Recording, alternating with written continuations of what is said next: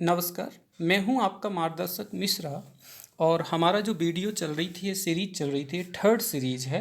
RBC blood के ऊपर से लिया था हमने लास्ट क्लास में। वो फीटस को कंप्लीट नहीं बता पाए थे हम आपके लिए, तो उसी पे फिर आगे बढ़ाएंगे। ये थर्ड वीडियो होगा, इसको ध्यान दीजिए। तो मैंने लास्ट वीडियो में कहा था कि फीटस में आरबीसी कहाँ बनती हैं। फिर मैंने कहा था कि जब वो 4 5 6 महीने का फीटस होने लगता है तो उसमें कहाँ बनती हैं आरबीसी। थर्ड मैंने कहा था लास्ट मंथ में कहाँ बनती हैं, और उसके बाद मैंने कहा था बोन मैरो में बनती हैं। अब जो चाइल्ड का बर्थ हो जाता है, तो जो बॉर्न चाइल्ड होता है, जिस बच्चे का जन्म हो गया है, तो उसमें फिर आरबीसी कहाँ बन रही हैं, तो ये हम समझ रहे हैं कि बॉडी की लार्ज बोन में बनती हैं।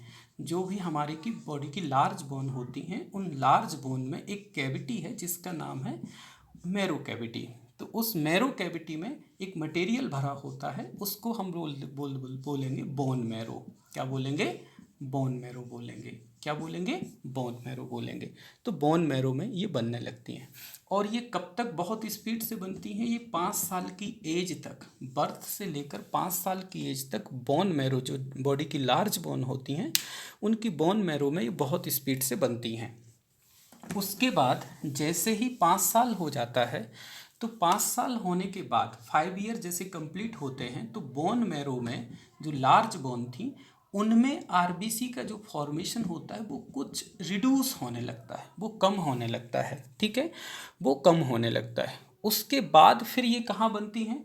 तो ये रिड्यूस होने के बाद हमारी बॉडी की बाकी बोन जो होती हैं, बाकी बोन के कवर होते हैं, ये बोन मैरो वहाँ पहुँच जाती हैं और बहुत तेज़ी से वहाँ पर जो है ये बनने लगती हैं। तो फिर वो कहाँ बनती हैं? तो हमने क्या देखा कि लगभग फिर 20 साल के बाद, जब चाइल्ड 20 साल का हो जाता है, तो उस 20 साल के बाद जो आरबीसी बनती हैं वो कहाँ कहाँ बनती हैं, ये बहुत इंपॉर्टेंट है। तो हमारी सभी रिब्स में बनने लगती हैं। ये सब हमारे जो हैं जितने भी स्टर्नम होते हैं, स्टर्नम में बनने लगती हैं। हमारे बॉडी की जितनी भी वर्टिब्री बोन होती हैं, सभी वर्टिब्री बोन में बनने लगती हैं। जितनी भी बॉडी की वर्टिब्री बोन होती हैं उनमें बनने लगती हैं। जो इलिया वगैरह होते हैं, या जो कहना चाहिए हमारी गर्डल वगैरह हैं, उन सब में इनका फॉर्मेशन फिर बहुत तेज़ी से होने लगता है। तो ये लास्ट क्लास में ही मुझे उसी सेकंड वीडियो में ही कंप्लीट करना था, लेकिन किसी कारण बस एक कॉलिंग आ गई जिसके कारण वो क्लास बंद करनी पड़ी। और जो है ये मैंने उस लास्ट क्लास में मुझे बताना था, तो मैंने ये क्लियर कर दिया। अब थोड़ा सा ध्यान रखेंगे, बहुत इम्पोर्टेंट और बहुत ही ज़्यादा मोस्ट जो पॉइंट है, जिस पर मैं अपनी बात यहाँ मजबूती से भी रखना चाहता हूँ, और वो ये है कि जो क्वेश्चन हम लोगों के लिए पूछा जाते हैं, वो क्वेश्चन यहीं से बनते हैं। तो इस पर हम लोग अपनी चर्चा करने वाले हैं। देखिए ज़रा, जैसे हम बात करते हैं, ये ध्यान दीजिएगा, ये हमारी बॉडी की जैसे लार्ज बोन है, ये हमने बात की, ये बॉडी की लार्ज बोन है। तो इनमें एक कैविटी है, उस कैविटी का नाम है बोन मैरो। उस कैविटी का नाम है बोन मैरो। और इस बोन मैरो में ऊपर और नीचे, इस बोन मैरो में ऊपर और नीचे भरा होता है रेड बोन मैरो। क्या भरा होता है? रेड बोन मैरो भरा होता है। और जो रेड बोन मैरो होता है, मैं पहले ही आपको बता के आया हूँ, इसमें एक प्रोसेस चलती है, इस प्रोसेस का नाम है एरिथ्रोपोइसिस। और जैसे ये एरिथ्रोपोइसिस कंप्लीट होती है, मैंने लास्ट वीडियो में ये भी बता दिया था कितने दिन में ये चलती है। तो जैसे ये एरिथ्रोपोइसिस कंप्लीट होती है, तो जाके आरबीसी बनती है, जिसे हम लोग क्या बोलते हैं? एरिथ्रोसाइट्स बोलते हैं। क्या बोलेंगे? एरिथ्रोसाइट्स बोलेंगे। अब एरिथ्रोसाइट्स क्या करेगी, वो चर्चा हम फिर अगले वीडियो में करेंगे। क्योंकि क्या है, छोटे वीडियो करने से आपको वो बहुत अच्छे से तैयार भी हो जाएगा, और लॉन्ग वीडियो देखिए देख नहीं पाते हैं। तो ये एरिथ्रोसाइट जो है क्या करती है, इसका क्या वर्क है, हम उस पर फिर चर्चा करेंगे। अब इस एरिथ्रोपोइसिस फॉर्मेशन में किस किस मटेरियल की आवश्यकता है, क्या चाहिए है, वो भी हमने आपको पिछले वीडियो में बता चुके हैं। तो एक बार उसे देख लीजिए।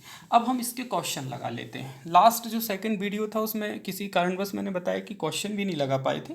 इसमें पहला क्वेश्चन हमें क्या बनेगा कि फीटस स्टेज में आरबीसी कहाँ बनती हैं। तो देखिए, फीटस स्टेज में आरबीसी कहाँ बनेगी, तो पहला तो ये है कि एक तो ये जाके यॉर्क सैक में बनेगी, दूसरा मैंने कहा कि लिवर में बनेगी, तीसरा मैंने कहा कि लिवर में कहा, थर्ड मैंने कहा कि ये स्प्लीन में बनेगी, फोर्थ मैंने कहा कि ये लिम्फ नोड में बनेगी। तो ये पूरे करेक्ट हैं, लेकिन वहाँ हमें देखना पड़ेगा कि ये सिर्फ कहीं भूरी अवस्था में बन रही हैं, उस एक ही ऑप्शन दे देंगे लिवर स्प्लीन, बाकी नहीं देते हैं, या फिर वो 3-3 महीने करके देंगे। तो वो आप उसको समझ के वैसा क्वेश्चन लगाइएगा। दूसरा क्वेश्चन यहाँ पर बनता है कि वो कहते हैं कि बोन मैरो कब एक्टिव हो जाती हैं, तो वो लास्ट मंथ से एक्टिव, 9वें महीने से एक्टिव हो जाती हैं। फिर क्वेश्चन आता है कि बोन मैरो लार्ज बोन की, जितनी भी लार्ज बोन होती हैं, इन लार्ज बोन की जो मैरो कैविटी होती हैं वो कब तक एक्टिव रहती हैं बहुत ज़्यादा, तो 5 साल की एज तक रहती हैं। कब तक रहती हैं? 5 साल की एज तक रहती हैं। फिर क्वेश्चन आता है कि 20 साल के बाद, 20 ईयर के बाद, 20 साल के बाद, बहुत अच्छा क्वेश्चन है ये, 20 ईयर के बाद कौन कौन से पार्ट आरबीसी फॉर्मेशन करने के लिए एक्टिव हो जाते हैं। तो मैंने आपको बताया कि जैसे रिब्स एक्टिव हो जाती हैं, स्टर्नम एक्टिव हो जाता है, वर्टिब्री बोन एक्टिव हो जाती हैं। तो रिब्स तो सभी जानते हो, आने वाले वीडियो में अगले चैप्टर में हम देंगे। रिब्स मतलब पसलियाँ, स्टर्नम मतलब आपका स्टर्नम ही होता है, वर्टिब्री बोन मतलब रीढ़ की हड्डी की बोन होती है, वो वर्टिब्री बोन होती है, और इलिया भी होती है, तो वहाँ पर ये एक्टिव हो जाती हैं। तो ये क्वेश्चन यहाँ से बन सकते हैं और हम लोग इनको यहाँ तक तैयार कर लीजिएगा। जय हिंद, जय भारत।